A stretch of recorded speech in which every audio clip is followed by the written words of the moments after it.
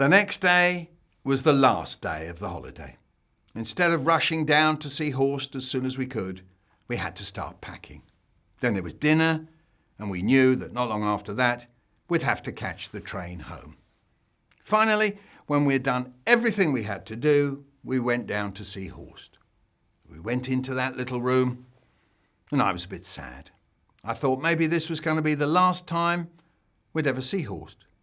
So I went up to him and said, "Thanks for the stories, Horst," and I gave him a little kiss on the side of his face.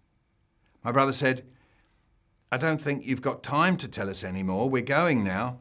"Oh well."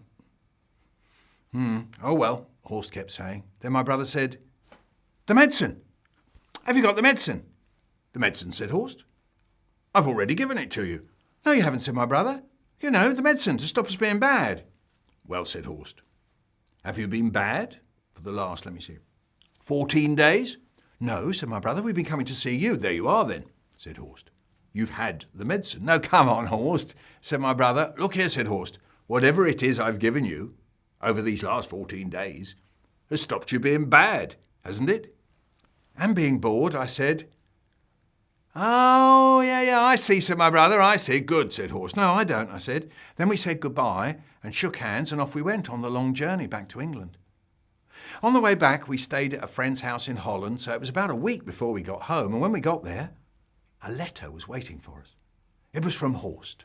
It went like this: "Dear boys, I told you many adventures about our friend Till Owlyglass, and there are hundreds I don't know, but there's one more I had to tell you, so I've written it down. For many, many years, Till wandered all over Germany and the countries around it until he was very old. And then one day, he fell seriously ill. He was in the town of Mölln at the time. In those days, anyone who was dying used to talk to a priest. They told the priest about anything wrong they'd ever done so that the priest could pardon them, and that would give them the chance of going to heaven when they died. So a priest came to see Till, but this priest was very greedy. He loved money and he loved food and drink. And when he saw that Till was a man of the world, a man who had travelled and seen many places, he guessed that here was a chance to make a bit of money. "My son," the priest said to Till, "think of the peace of your soul after you die.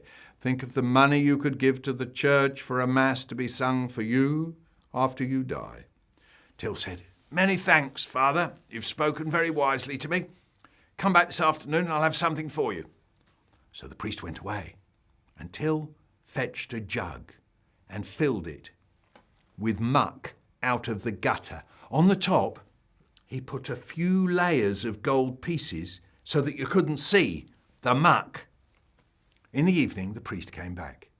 He listened to Till's confession, pardoned him, and then said, "Do you have anything to give the church, my son?"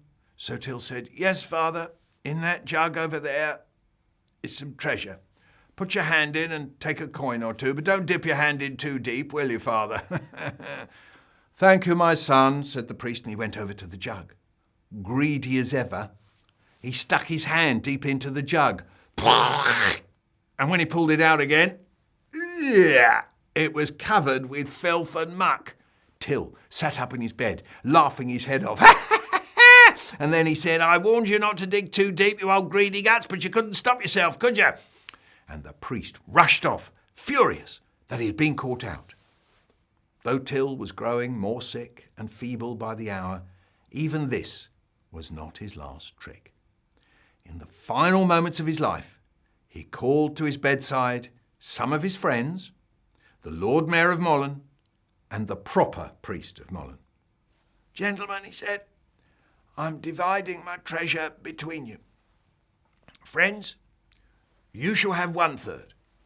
Lord Mayor, you shall have 1/3 to pay off the bills in Mölln. Father, you shall have 1/3 for the church. You can have this money if you promise me one thing. You'll bury me in a proper churchyard, and you'll sing and say a mass so that my soul may be saved." Yes, they all agreed. "Yes, we promise. 4 weeks after I'm gone, Till said with his final breath. You can open my trunk. It's locked with 3 keys. Friends, here's one of them. Lord Mayor, here's another.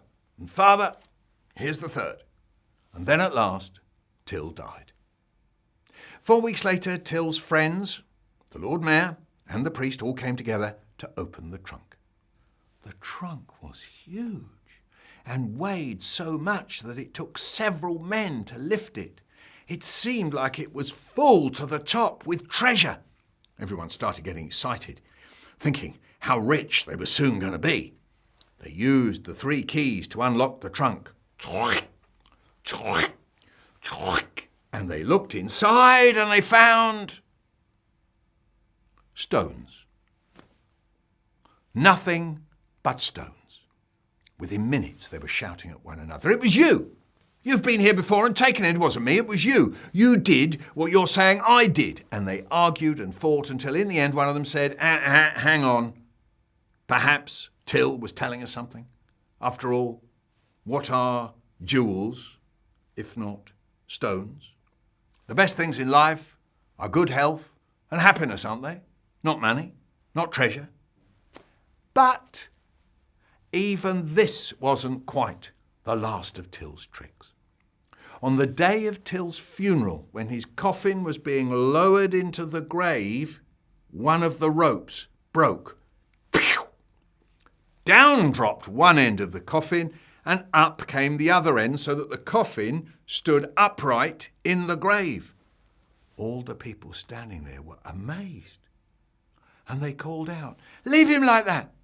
If he wants it that way, all his life he did strange things, so he could be strange even now, when he's dead." Then they filled in the grave, and on Till's headstone they carved an owl holding a looking glass in its claws. And on the stone they wrote these words: "Till Owlyglass stands beneath this stone, with a grin on his face and all alone." And that was the end of Till. And in another way, it was the beginning, because since then people have never stopped telling stories about him. Till Owlyglass, Till Eulenspiegel, the owl with the mirror in his hand. I often wonder what that means, boys. Maybe Till was a kind of wise owl who held up a mirror to everybody. Whoever looked in the mirror could see all the foolish things they did. All the best, boys. Hope you like the medicine. Hope to see you again one day. Love, Horst. I never did see Horst again, but I've always remembered his stories. So I thought what I'd like to do is tell them all to you. I hope you like them as much as I did.